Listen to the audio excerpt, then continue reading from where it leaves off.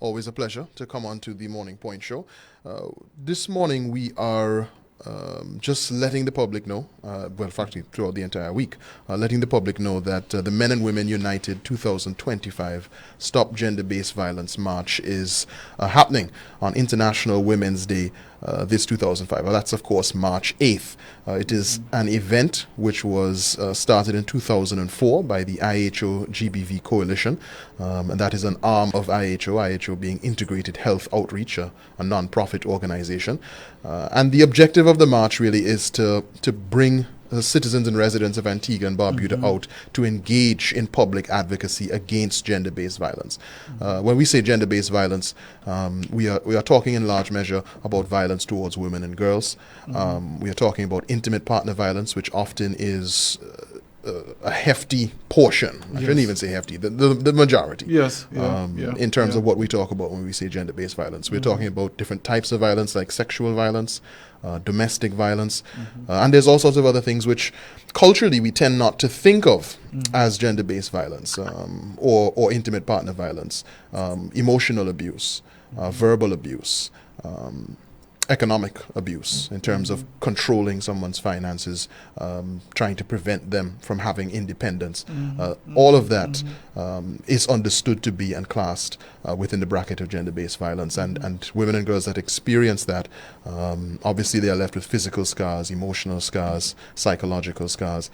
And it's not necessarily an issue which we discuss enough in society, and even when we do discuss it, sometimes we don't necessarily take the action that we ought to.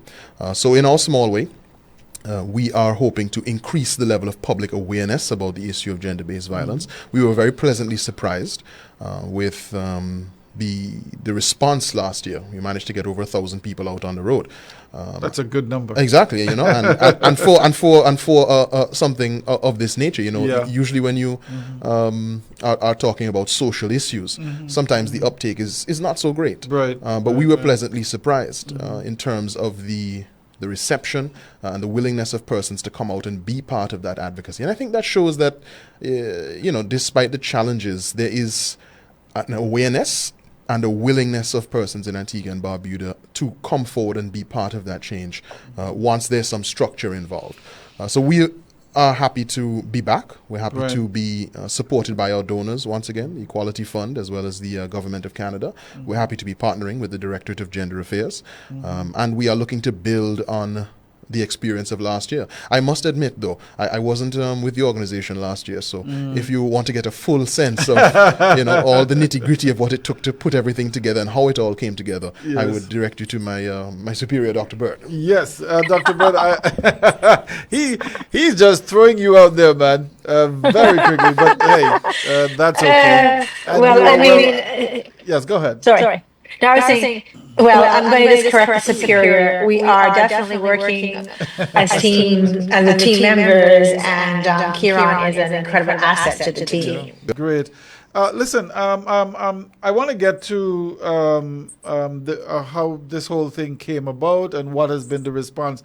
But I want you to first of all speak about the change of attitudes, because having some experience being a former minister of gender affairs and working within government, one of the challenges that I had way back then was people just didn't see this as something to be concerned about. Talk to me a little bit about what have you seen? Have that changed? Are you seeing an improved participation both from across the gender spectrum?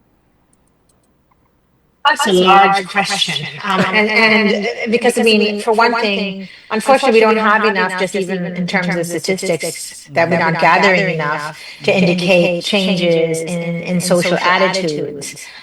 I think if we just go back to even last year, and it was a comprehensive march, inclusive of male and females, and we had a very good male turnout. And that's a really good sign to me that there is an interest in society. I think that something that isn't spoken of enough and is not brought to the attention of the public tends to not then create enough movement in terms of change. If you talk, like you were just talking about just before the start of water. Now, water is a daily issue for everybody's life, and it's always in the conversation. All my life growing up in Antigua, so a social issue tends that is seen by society as something that is private. It happens in the house of individuals. So it's not a publicly aired scenario, even though people may know what's going on. So it tends to, there's a lot of like hush hush around it and not getting into people's business. And so the first area to create change is dialoguing, discussing it, bringing it to attention, having these discussions. I do think, in terms of generationally, that there has been a change, that there has been shifting values and attitudes. I do think, compared to parents and grandparents, if you're comparing it in terms of that longevity, that yes, we are seeing shifts in society, but they are not like, you're not going to see them in a snap, you're not going to see them tomorrow.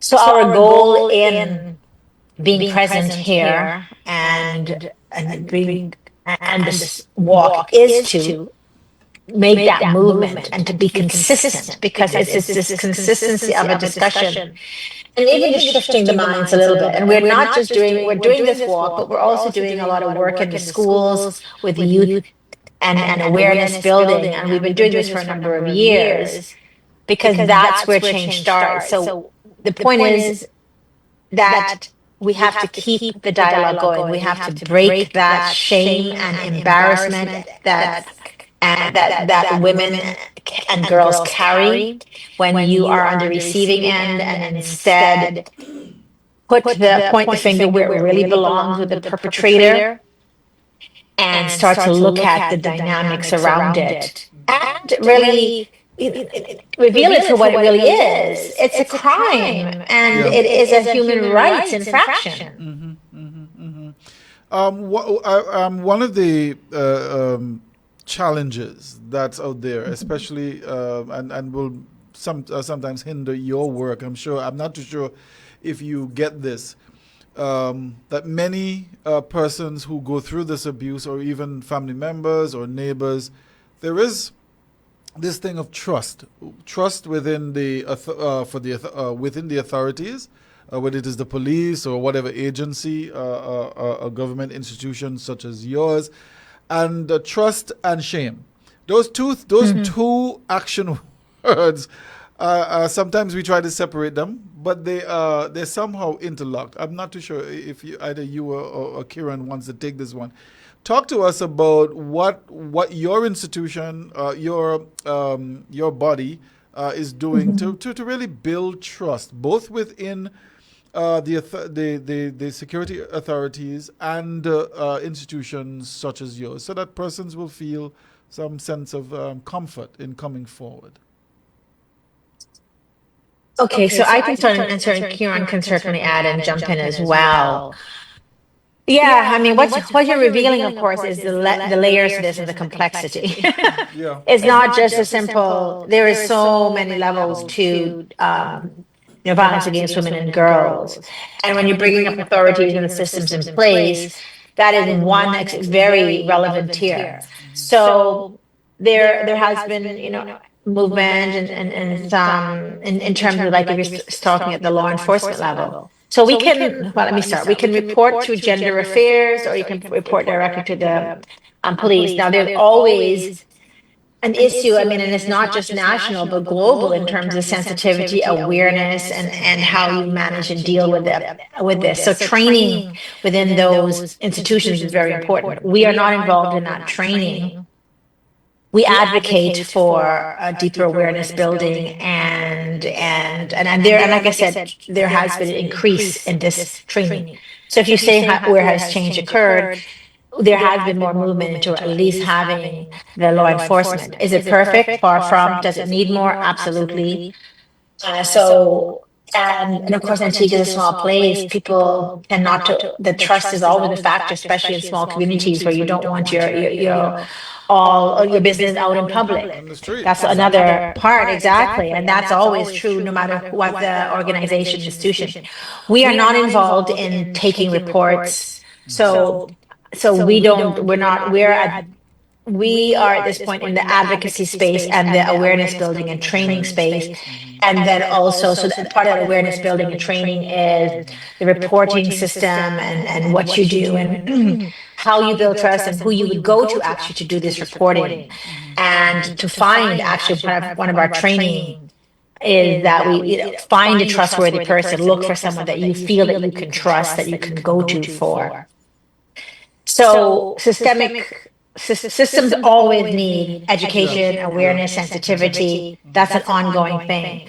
However, what we are doing, and one of our goals in this walk and last year's walk, and which we're happy to report movement, is that a big lack in Antigua and Barbuda is that we have no shelter, domestic violence shelter. And so what systems in place to protect women? So we are working to put that structure in place. So we've already have an agreement for land and to be leased for us for this purpose. We are engaging potential donors and conversations and movement towards self-sustained shelter. So we're in that process so that what we really want people to know, not in this walk when you're coming out last year, those who came out last year, those who are coming out this year, our goal is to, pun intended, walk our talk. When we all come out as a community and have a voice and speak up, it shows that this is an important issue. It breaks the silence. So it's important that we all turn up because our voice is necessary for us to be able to create some of those social changes that you're talking about, some of the institutional changes, to build the trust and to work towards addressing all of these issues that need to be not addressed once, but continually addressed for us to make change. Agreed. Kieron, talk to us a little bit about youth participation. One of the more important tools that can be used is information, and then and for change, the next generation is I believe is where we have to look to. Right, many of these children are coming from homes that things like these are happening in. I remember some time ago I learned.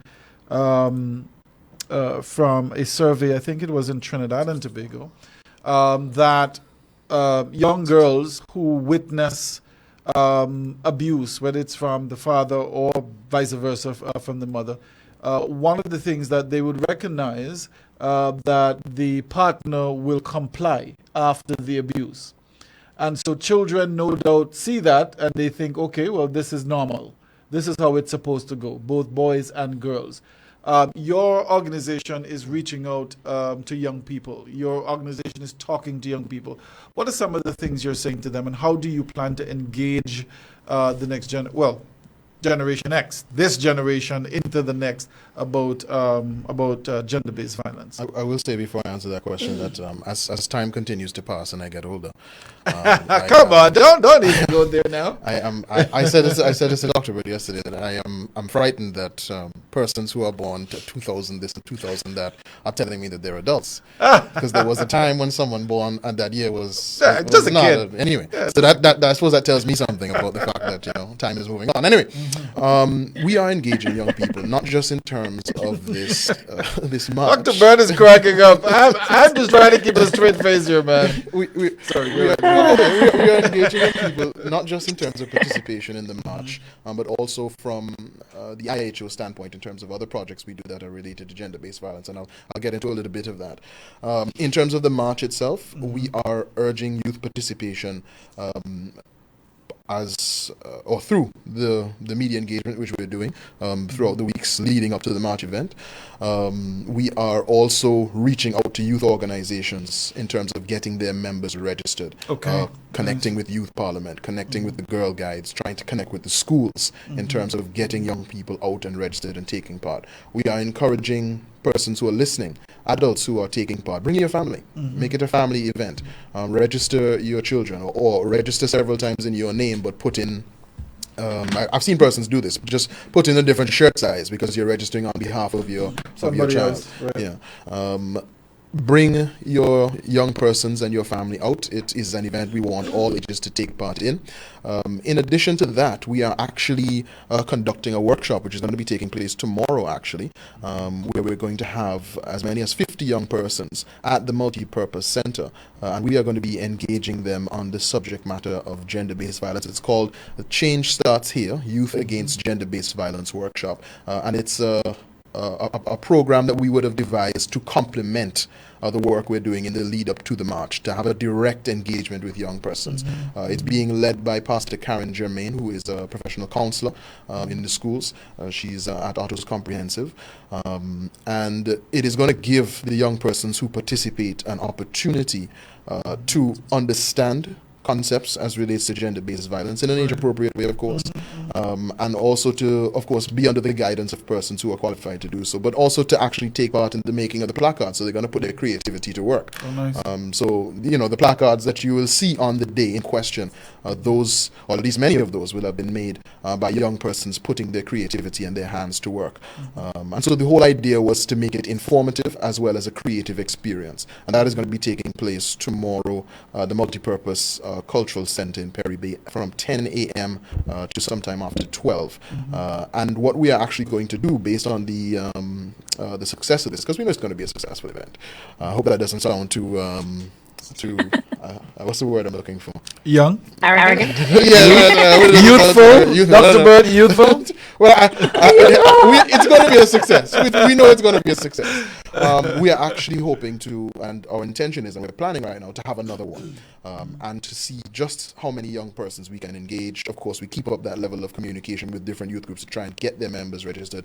Let's have another one on the Saturday after. Let's have another one on the Saturday after that. As much as the interest is there, and as much as it makes practical sense, we want to engage as many young people as possible. I'll also say on behalf of IHO, in terms of working with young people and gender-based violence, we have actually had a program that has been running in certain schools, particularly the Autos Comprehensive, in the last cohort, where we did have Pastor Kieron Germain, again a member of IHO, engaged with students in an after-school session on a weekly basis that spoke to them about gender-based violence issues, about domestic violence, about emotional, psychological abuse, and concepts which we often don't acknowledge fall under the bracket of gender-based violence. There's a certain mentality which is, if somebody hasn't hit you, well, it's not abuse.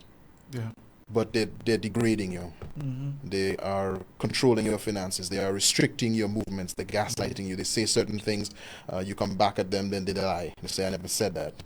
They call you crazy. They manipulate and control and denigrate. That is abuse. And it's difficult for persons to recognize that and find I suppose a level of courage really to try and step out of that. If you live in a society where we don't acknowledge that is abuse, where you will say that to someone and someone may say to you, well, nobody bang you. So, I mean, it's not abuse. It's not, I mean, but it is. It is. And one of the other things I would say is that apart from engaging young people on the question of gender-based violence and being concerned about what they witness in the homes, we must also be concerned about the fact that many of our young girls and boys, but I'm focusing heavily on the girls in this instance, are the victims of sexual violence. Yeah. So when we talk about gender-based violence, we have to think about our adolescent girls.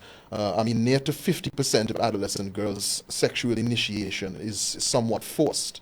That is a statistic which is staggering. Yeah.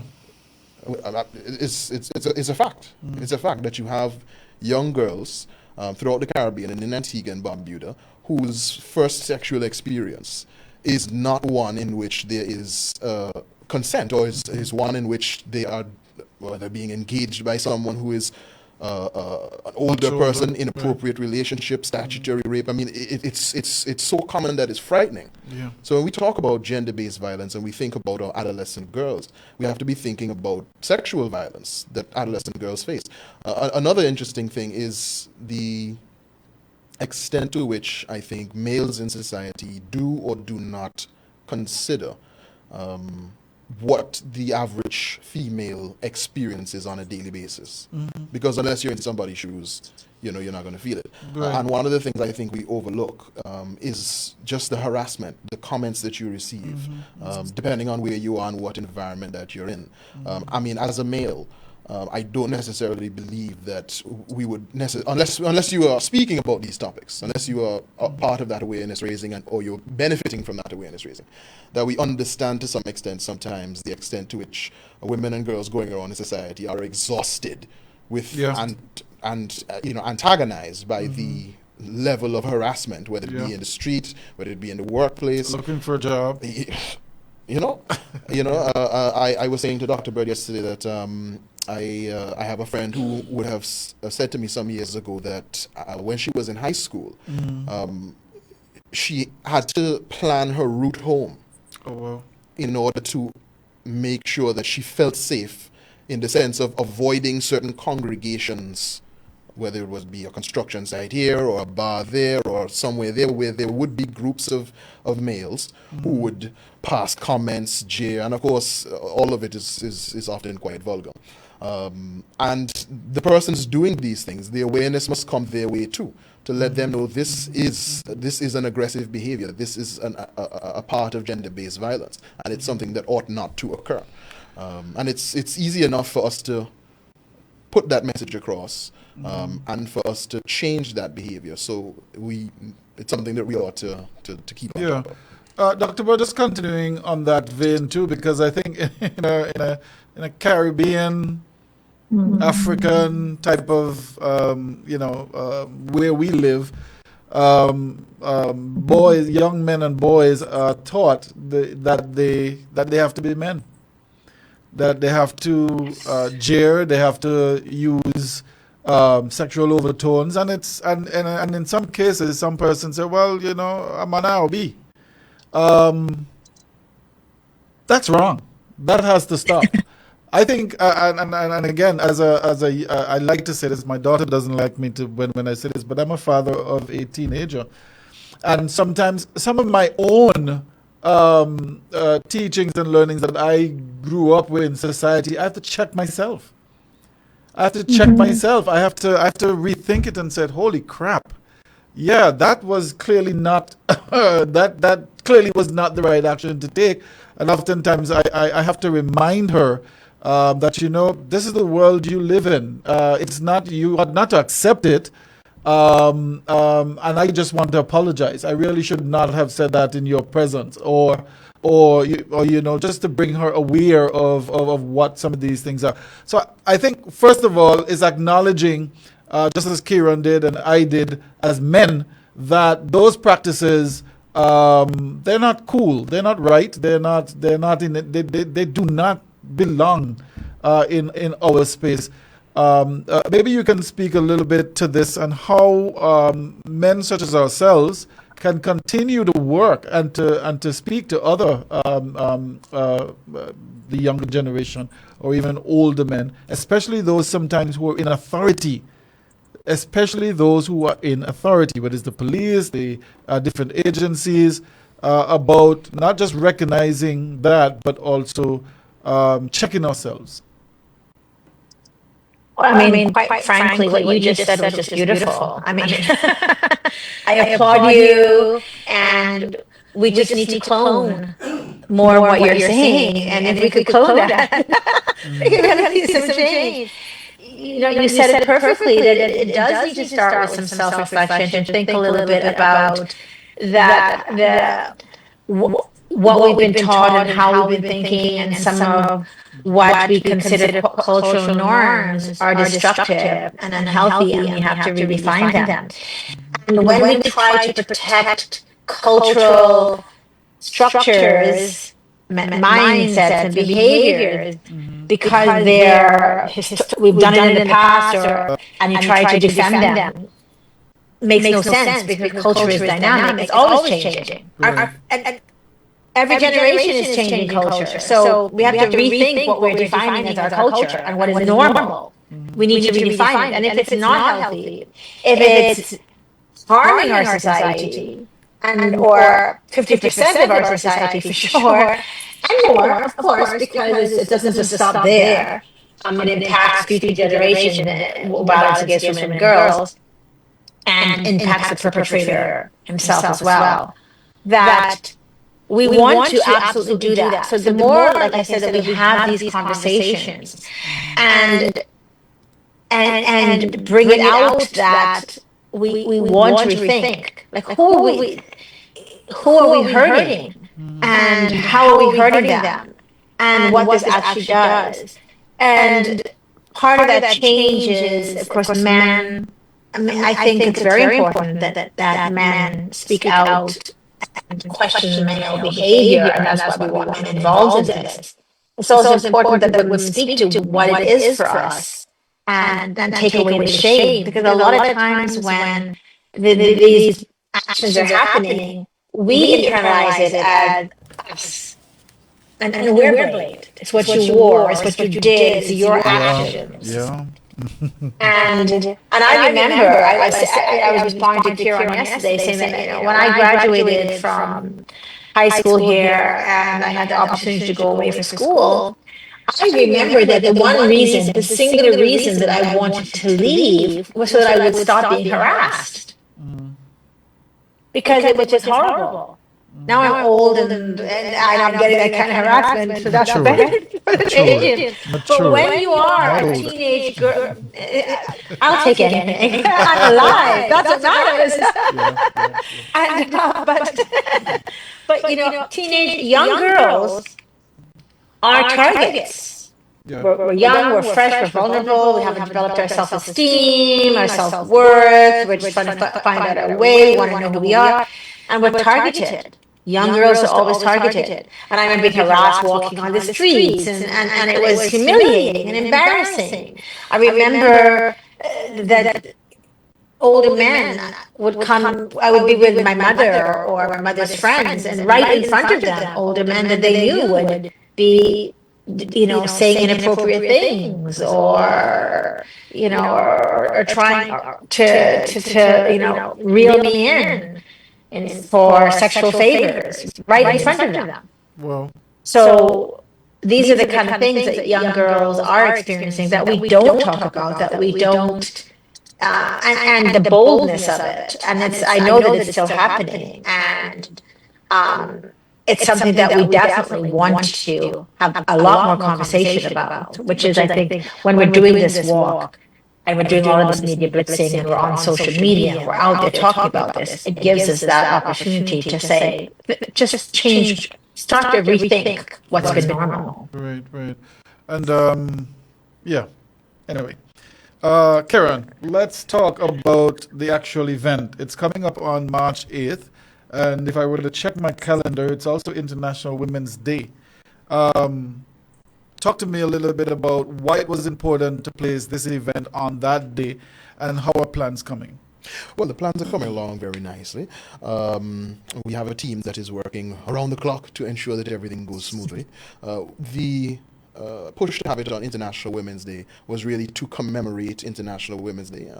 We I think in Antigua and Barbuda over the years, as much as we have recognized International Women's Day, there haven't so much been too many major events that allow the public to come together and commemorate International Women's Day. So this served that purpose as well, and was a major plus for us in terms of placing it on that date or around that date. I mean, I think last year it wasn't exactly on the 8th because you want to do it on a weekend. Right. Yeah. Right. So if in any year the 8th happens to fall not on a weekend, you may do it as close to the date as possible. Mm-hmm. So in Antigua, the date of the march is March 8th, 2025. It's going to be happening at 2 p.m. We gather at the Botanical Gardens. We take a route and we come back to the Botanical Gardens. In Barbuda, we're going to be having same event in terms of under the same theme, but it's going to be happening 1 week later so Saturday, March 15th, and we will organize registration for that. Of course, the community in Barbuda is a bit smaller, so it'll overall be a smaller event, but we have to look after Antigua and Barbuda. The route that we're going to take, we go up Factory Road. It's just like last year. We go up Factory Road, onto American Road, onto All Saints Road, and ultimately we end up back into the Botanical Gardens. Registration. Persons can go to Integrated Health Outreach's Facebook page. You will see the post pinned to the top of our page. You can access the registration link. Or if you want to be a little lazy like me sometimes, you can simply WhatsApp 736 4446. And I will just send you the link directly. 736-4446. If you WhatsApp that number, anybody who WhatsApps me on that number, I will just send you the link directly.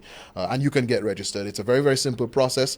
We start off with a question about whether or not you'd be willing to participate in a survey. And it would be very helpful if persons are willing to do that, because that survey is going to be a survey that tries to gain some data on gender-based violence. And I think one of the greatest challenges we have, not just in Antigua but in the region, is that we don't collect enough data.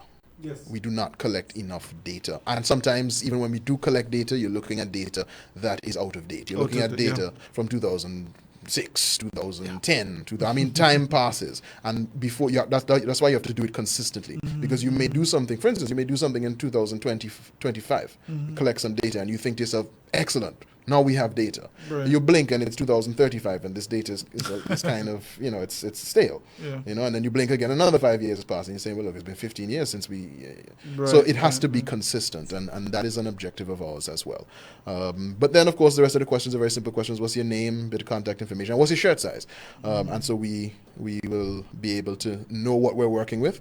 You get a free T-shirt, so that's if you make it within the first cohort. We've ordered a certain number of shirts, right. So I encourage persons to register as soon as possible to make sure that they get a shirt, because if you come after, you may have to wear one from last year. Well, if you actually have the option on the form as well. Okay. If you can wear yours from last year, then you can. Yeah, surely you can. If your shirt is clean and everything, if you use the shirt throughout the whole year, and you get like a curry on the shirt, and nobody come out with curry on the shirt? What's happening here? Wherever curry, goat water, whatever. You just spill something on the shirt, but you'll get a next one. Yeah. But if your shirt is nice and crisp and clean, you're good to go. Right. Yeah, you have that option to actually indicate, I will wear my shirt from last year.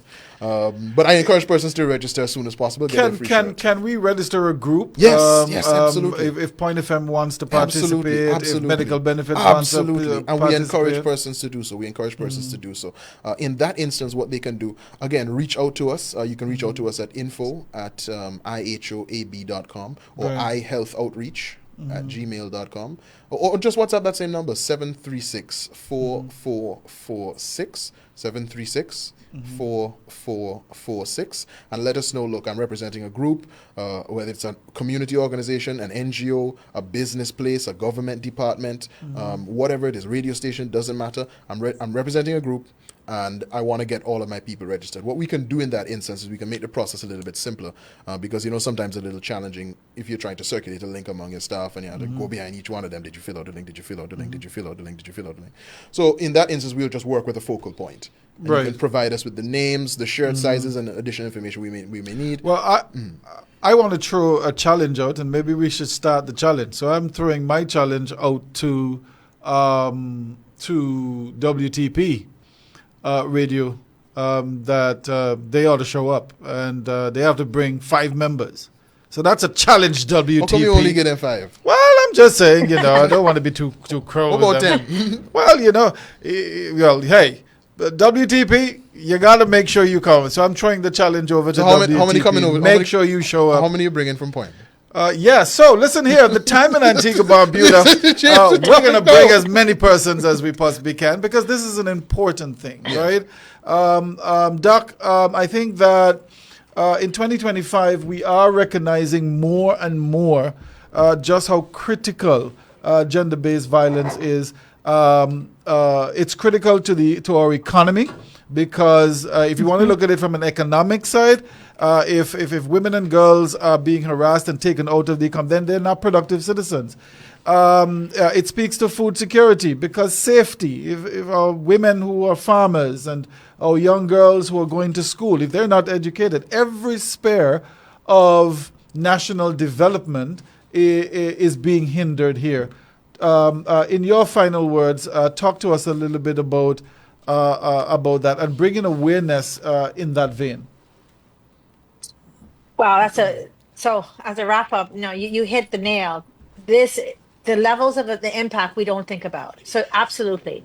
I think globally, the impact of violence against women has a 3.6 something percent impact on the country's GDP. So that's huge on a global level, because that you're right. I mean, women impaired in terms of ability to work or perform.